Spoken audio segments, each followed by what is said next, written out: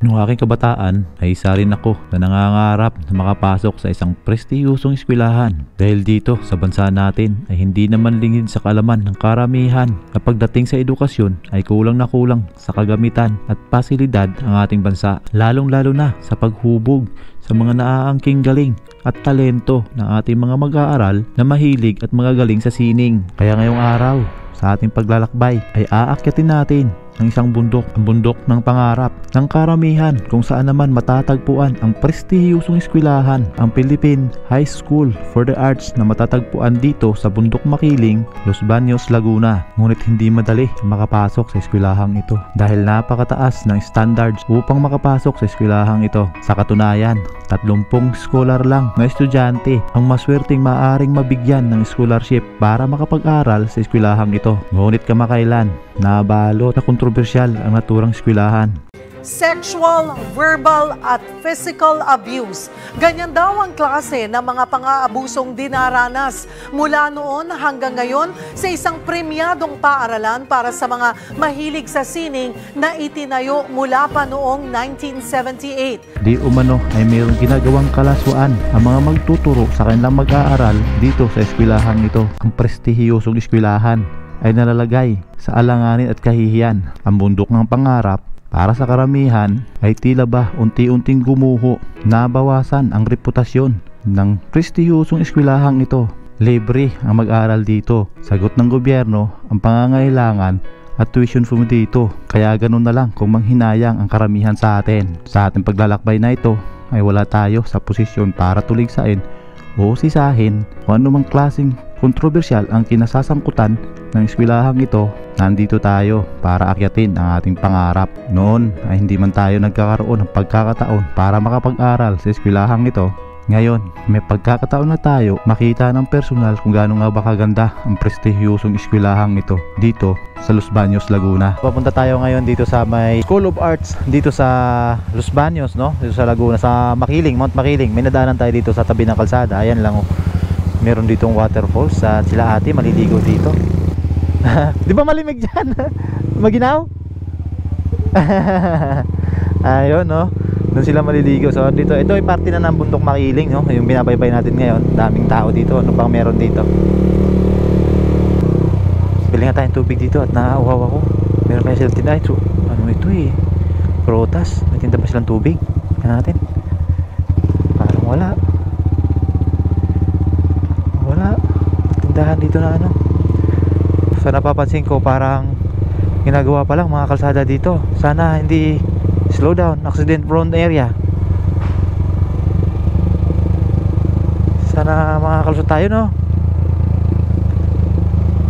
Oh, sana walang 4 wheels.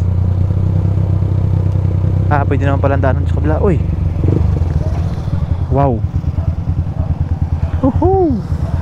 Nakakatakot ang mga kalsada dito. Kita niyo yan, no?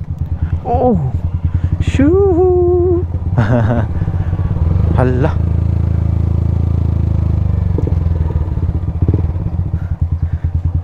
Kuya, wala po bang putol na kalsada dito? Ha? Walang putol na kalsada? Diretso lang po to? Salamat po. Ayan. So, okay naman daw kalsada dito. Ganyan lang kasi nire-repair. Ayan, oh. Yung kabila, inimento nila. Asfaltado yung kabila kasi, oh. Siguro pagkatapos nitong kabilang to, ayun na, ang anuhin nila, isusunod. Yung kabilang bound na yon.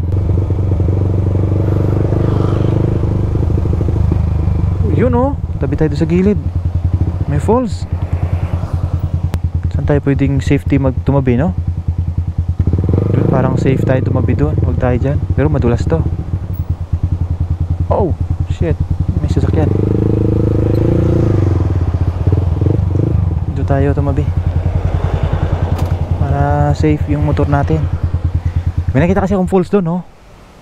Wow, ang ganda. Puntahan natin. Ayan, madulas, kaya dahan-dahan tayo dito. Napakaganda, guys. First time kong pumunta dito, no? Yung waterfalls. Tuloy tayo. Napakaganda. Picture natin. Napakaganda. Oh, makikita nyo. Napakaganda ng waterfalls dito.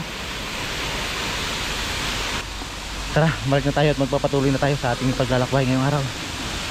Kita natin dito yung waterfalls, oh. Ayan, ganda, oh. Diretso na tayo dun sa ating destination ngayong araw, sa High School of Arts dito sa Mount Makiling, no. Bumalik sila.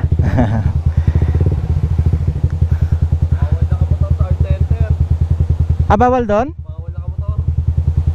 Ano? Paano yan? Bawal pala. Try ko, lakarin ko na lang. Kahit nakakapagod. Sige po. Ayan, so bawal daw ang nakamotor doon. Pero try kong lakarin para wala man tayong gagawin ngayong araw eh. Diretso na tayo. Ayan, thank you.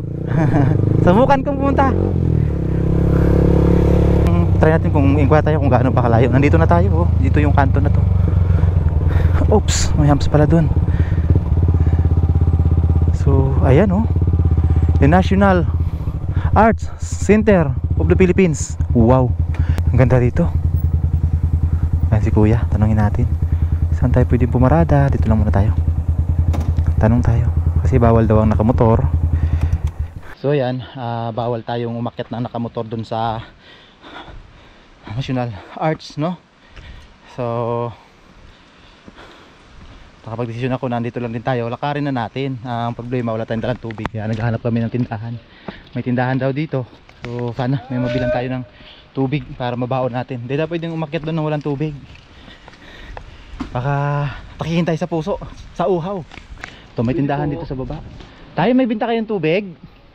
Wala. Tingnan ko kung meron. Sige po, sana meron. Naubos na yata. Halak ka. Ang ganda pala dito, no? Ngayon lang ako umakyat dito sa Makiling. Dapat banda na doon resort yun. Resort dati to? Oo, resort dati. Yun, so resort pala dati ito. Sa baba lang ito ng gate papuntang ano, no, Philippine National Arts. Ito, Rizal Park. Ito yung dating Rizal Park pala. So abandonado na siya ngayon. Ayan, no, masukal na. Tsaka hindi na advisable pumunta dyan. Kita nyo naman, lalaki ng bato na nahuhulog galing sa bundok, oh. Ayan, so ito nabili namin, lemon. Kasi wala na silang tubig, na ubusan na. So no choice na tayo. Kailangan natin ng liquid para pag-akyat doon. Ayan, kasama ko naman sila Sir Jason dito. Kasama niya yung misis niya po. Opo. Ayan, gagala lang sila. So may karamay akong maglakad ngayon. At ito na yung sign, no? Kalagay na Philippine Arts Center. So isa itong High School of Arts, no, sa loob nitong bundok Makiling. So more or less nasa mga 2 kilometers na yung lalakarin natin ayon kay Google Map. So medyo mahaba-habang lakaran to. So yan, kung pupunta kayo dito, handaan nyo yung mga baga nyo tsaka mga tuhod nyo pag kayo nakamotor. Pero ang sabi, pwede na naman daw pala mag 4 wheels dito. Pag naka 4 wheels pwede daw umahon, pag nakamotor lang ang hindi, kasi sobrang tarik nito, grabe. Tapos makikita natin dito yung mga punong nagtatayugan. Mahalata natin dito yung mga puno na to is century old na yung mga puno dito. Tsaka yung ano nila, oh, dito sa kalsada, yung concrete barrier puro lumot na. Kasi may creek dito sa tabing kalsada. Silipin natin kung gaano ka linaw. Iba yung tubig nila dito, oh. Kulay abo, kulay silver yung tubig. Oo, Kakaiba. Baka siguro ng bulkan. Baka Oo, ano. yung buhangin ng nakikita nyo parang may halong sulfur. Around 25 minutes naming lakad, madating na natin yung cross dito. Ayan, sa tabi lang ng kalsada. Ayan, oh, wow, napakaganda. So, ang galing na pagkakagawa nitong cross, no. Tapos meron siya ditong bubong na semento din. Nakakatakot, baka bumigay, no, di kaya bibigay. Ayan. Tapos may doon, parang si Bathala, no. Ayan, nasa likod natin makikita nyo. Ang galing ng pagkagawa ng malaking cross. Tapos ito yung pinaka-rotonda para marating naman natin yung pinaka-school ng High School Arts, Philippine Arts Center, no? Dito aahon pa tayo. So 32 minutes sa paglalakad. Tanaw na natin. Ito po yung mga dormitoryo dito sa Philippine High School of the Arts, no? Dito sa Mount Makiling, Laguna, no?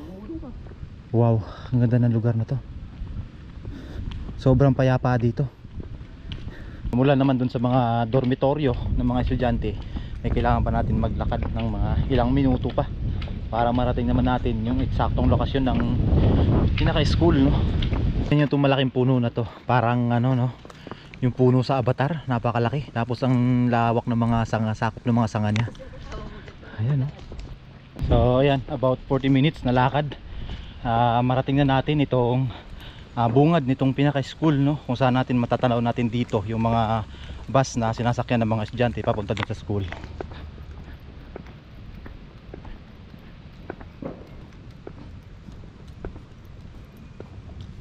Ayan si Sir Jason, hindi malabo.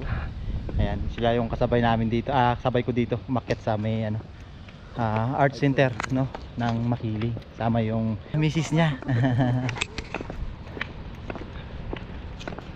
Ayan na yung ano, tanaw na natin dito yung Laguna Lake. Sobrang ganda ng lugar na ito, ang tahimik. At kita nyo naman dito, tanaw na natin dito yung pinaka school. Ayan yung bubong na school. Ang National Arts Center ay dinisenyo ni Leonardo Locsin at pinasinayaan noong April 7, 1976 na mag-asawang Ferdinand at Imelda Marcos. Makalipas ang isang taon ay tinatag naman dito ang PHSA noong 1977. Ito ay isang paaralan na pinatatakbo ng pamahalaan sa ilalim ng Cultural Center of the Philippines. Ngunit paglipas ng mga panahon ay may karagdagang pinag-aaralan sa eskwelahang ito. Nais nitong lumikha ng mga world-class artists na sinasanay sa isang learning environment na gumagamit ng kapwa mainstream at alternatibo upang makamit ang mataas na kagalingan pangsining. Nais din ng PHSA ng magsisilbing puok na magpapaunlad ng kritikal na pananaw sa sosyo-politikal at ekonomiko at pangkalinangan na kinakailangan sa pagbubuo ng pagkakakilanlan ng mga Pilipino at tutustusan ng sambayanang Pilipino ang pag-aaral ng mga batang alagad ng sining dito upang sa huli sila ay maging makabayang artista na makapaglilingkod sa mayorya ng mga Pilipino. Dito lang sa gilid matatanaw natin yung ano, lawa, no? Itong Laguna Lake. Napakaganda dito sa baba. At tanaw natin dito yung tinatawag na Alligator Lake. Kakaiba yung kulay ng tubig niya kaysa dun sa tubig ng main lake, no, sa Laguna Lake. Tapos yung isla na yan, no, may isla dyan sa gitna.